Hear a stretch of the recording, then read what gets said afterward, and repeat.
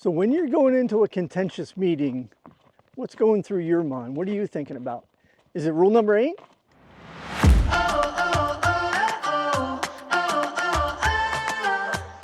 Hi there. If you're new to the channel, welcome. My name is Bill. And today we're talking about rule number 8, which is if you're going into a contentious meeting, sit as close as reasonably possible to the person you think will be the most upset. It's a rule meant to help us with contentious meetings and difficult meetings. I haven't had to use it much, at least not nearly as much as some of the other rules, but it's one to keep in mind.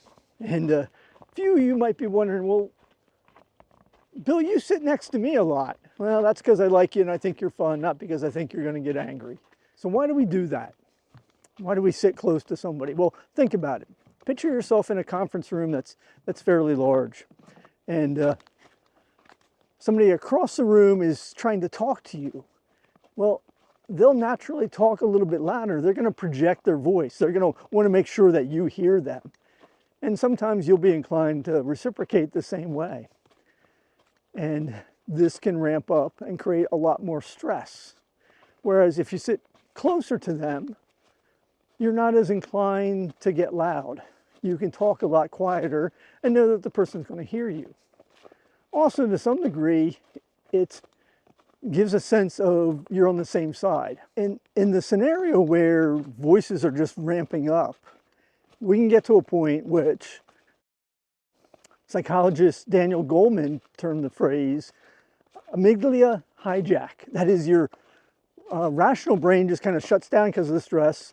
The amygdala takes over, and now you're in fight or flight mode, right? Which isn't good if you're trying to work as a team and resolve an issue. Now, as I said, I didn't use this rule nearly as often as some of the others, but when I did, it was successful. In fact, over my career and my life, I can only think of one time where it didn't work out. And that was one where a different country, a country that has a lot of different cultures in it, and sitting next to this guy, and he got pretty upset. Now, I don't know if it was a cultural thing that I missed or what. Or it might have been, it did work, and if I had been across the room, he would have been really angry. We might never know, but still the track record's very good on this. We do want to use common sense with this. You don't want to sit in the person's lap, right? And recognize that different cultures and different people have different perspectives of what constitutes personal space. And we don't want to overstep that. We want to resist the urge to tense up.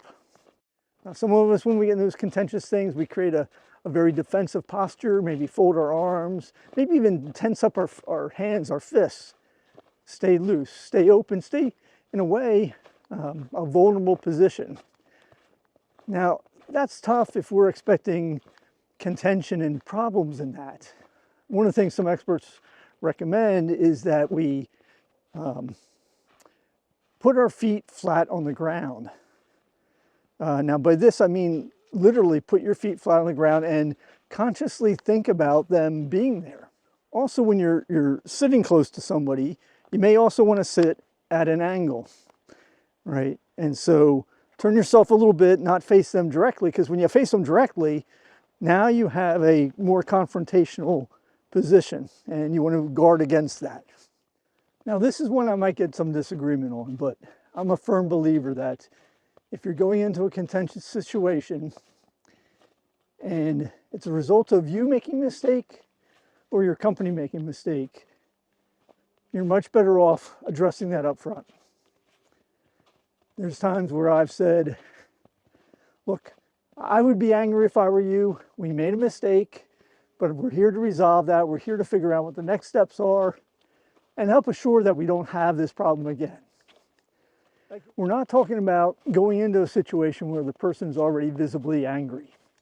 So if you're in a road rage or a bar patron that's very upset kind of situation, don't close the distance. In fact, make more distance. So in the various videos, we've been to a number of the Waterman Conservation Education Center preserves.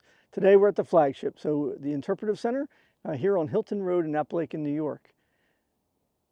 And so behind me here, you'll see the interpretive center, which is a combination interpretive center, gift shop, offices, auditorium. A lot of programs go on here year-round, something for all age groups. And then also, as you've seen, a lot of trails here. A good mixture of woods, some open land. We were in a little gorge there in a waterfall area. So just a great place to visit. I'll put a link in the description below for more information on it. So check it out. So I got 3 stories for you. The first one is, I mentioned how part of the reason for this rule is that we want to avoid the need to speak louder than necessary. So that took me back to a conversation I had last year, late last year. So it was on the phone. I was talking to somebody. We weren't necessarily fighting or arguing, but we definitely had different viewpoints. And this individual has trouble hearing, particularly on the phone. So as a result of that, I found myself having to talk louder than normal. And this wasn't a short phone call. It probably went close to an hour. So I'm talking loud and loud and loud.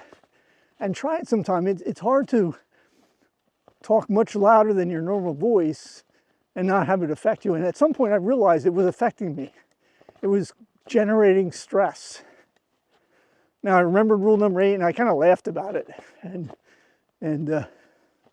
found myself trying to smile more while I was talking to balance that out.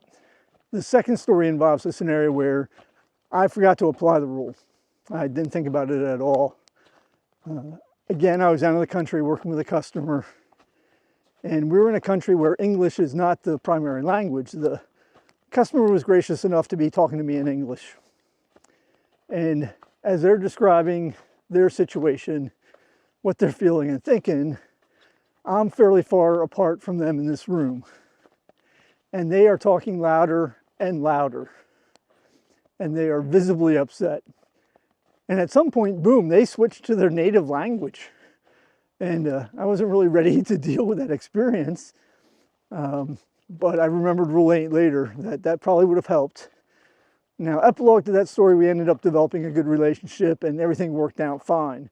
The last story, is one that it's related to this rule. So working on a customer situation, but we had a conference call with just IBMers, right? Which sometimes change the tone when you don't have a customer on the call. And so in this call, where I was in the office I was at was myself and John Harris, who was our chief programmer at the time. And this was in the late 1990s, I guess.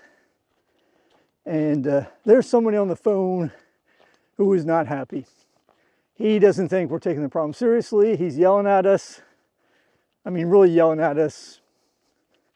And at some point, John kind of breaks in and goes, sorry, I hate to interrupt, but I know this is an important problem, but I want you to know that yelling at me doesn't make me smarter. In fact, yelling at me normally upsets me. And when I'm upset, I make more mistakes. So again, sorry, didn't mean to interrupt, but wanted you to know that.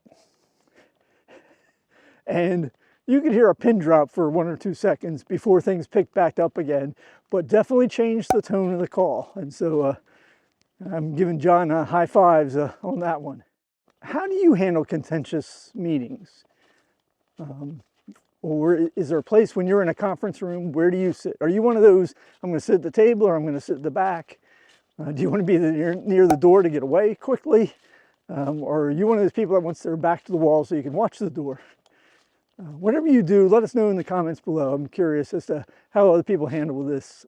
So Chris Voss was a FBI negotiator for many, many years. In his book, Never Split the Difference, he reminds us that the person across the table is never the problem. It's the unsolved issue. Focus on the issue. So rule number 8 tries to remind us to remove the stress and get back to that issue so we can get a win-win scenario. So I hope you don't have to use rule number 8, but I'm glad you pulled up a chair to hang out with me today. Have a great day and we'll talk to you soon. Bye now. I know that it can be this